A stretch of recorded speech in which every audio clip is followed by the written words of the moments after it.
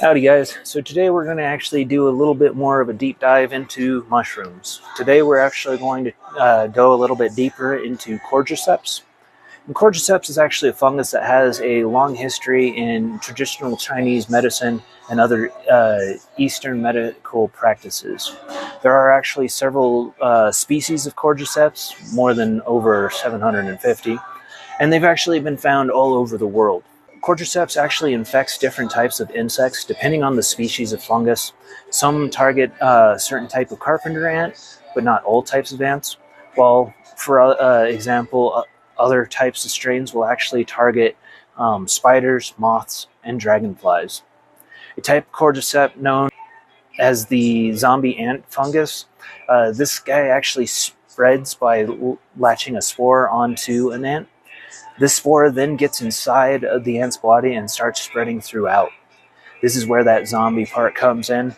Once the fungus is actually taken over that ant's body, the ant starts actually acting a little bit odd.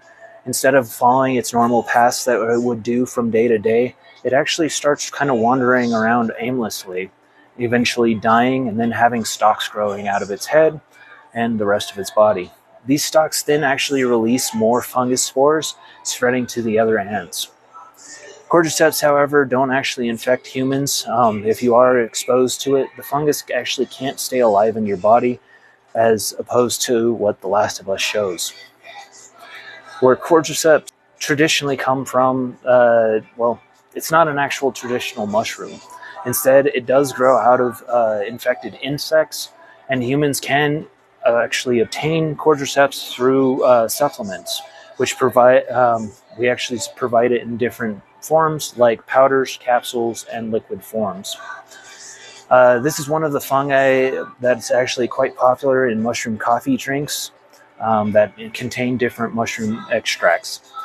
It can be tough to get this fungus in the wild, and there are concerns about over-harvesting it, as making it actually a very extremely expensive fungus, with one type actually ranging anywhere from 20,000 to 40,000 per kilogram, according to some sources. Manufacturers are actually, due to this, turning to lab-grown fungi to meet up with those growing demands. With there being more than 750 species of Cordyceps, however, in the health industry, two actually take center stage. Both actually contain those bioactive compounds, adenosine and cordycepin.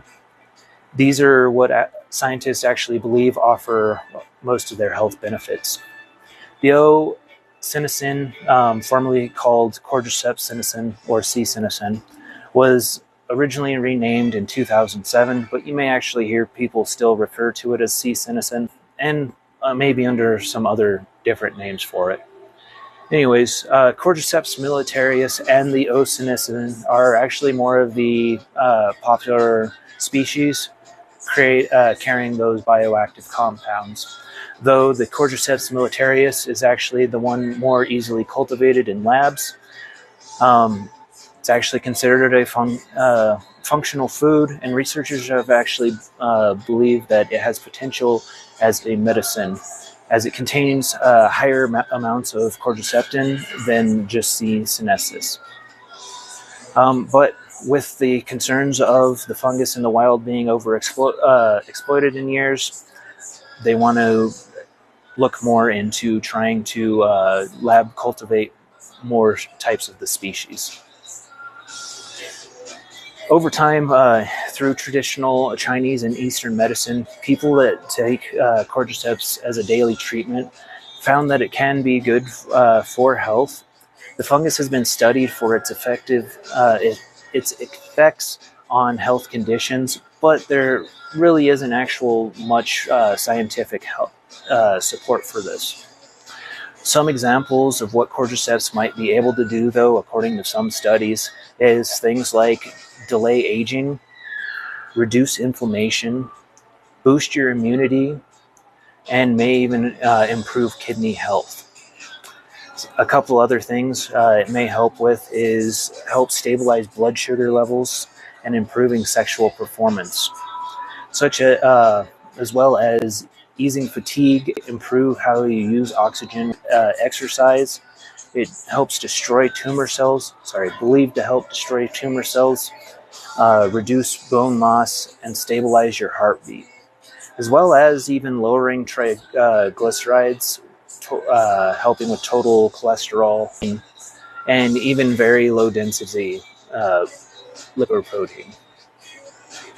Some researchers are actually even looking into the bioactive compound Cordyceps to help battle COVID-19 due to its antiviral activity.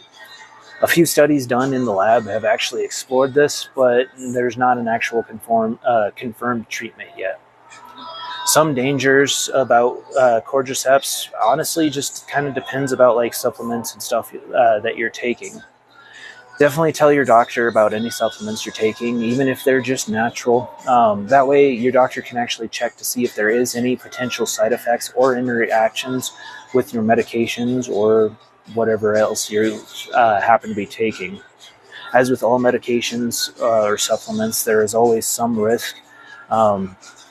This is the same with Cordyceps, especially since we don't actually know enough about it yet to actually say for sure that it is 100% safe. Researchers still don't know a lot about the health effects of Cordyceps, so they don't know all of the possible side effects that can happen. And there actually haven't been very many reports of serious side effects other than maybe an upset stomach, nausea, or dry mouth. There could be some allergic reactions though, again, much research is still needed to actually be for sure. But some things that may pop up are hives, raised red bumps on the skin, a skin rash, itching, swelling, wheezing, runny nose, or itchy, watery eyes. It can interact with drug medication as well. So again, definitely check with your pharmacist or your doctor before even taking any Cordyceps. Some people who should be careful about taking Cordyceps or straight up just shouldn't is anybody that has cancer, type 2 diabetes, a bleeding disorder, or if you're taking a blood thinner, or even have an autoimmune disorder, as Cordyceps can cause more severe symptoms or even a flare-up. As far as dosing of Cordyceps, there actually hasn't been any best dose set for any type of condition. The quality and ingredients in supplements may vary widely, so it makes it impossible to actually recommend a standard dose. Just double check with your doctor for advice, as well as whatever that supplement that you're taking for that recommended dose. How to choose the right Cordyceps supplement? One thing's first and foremost, as always, ask your healthcare provider if they have any recommendations. Then be sure to check the ingredient list if there is one. Definitely avoid products that don't have those ingredient lists. Look for known brands and known companies that are well known for their supplements, because they will actually have a straight up reputation. Some supplement companies even get certifications, like from the NSF, International or United States pharmaceutical companies. And then also see if the manufacturer belongs to an industry trade association, as that can actually have effects on it as well. When it comes right down to it though, Cordyceps is a popular fungal supplement in Chinese and Eastern medicines that many people are only learning about now, just due to the popular television show like The Last of Us or even the video game. But unlike what's shown on the show, Cordyceps cannot actually turn humans into zombies, though it can actually turn other insects into zombies, or zombie-like creatures. Many people actually do still believe that this fungus fights fatigue, inflammation, and other ailments, but some people shouldn't take Cordyceps and should actually keep an eye out for it, especially if they have type 2 diabetes or bleeding disorders. Before you decide to take Cordyceps, be sure to ask your doctor if it is right for you and follow the label instructions for proper use. All in all, you guys have a good night. Take care. There's a quick little dive into Cordyceps for you.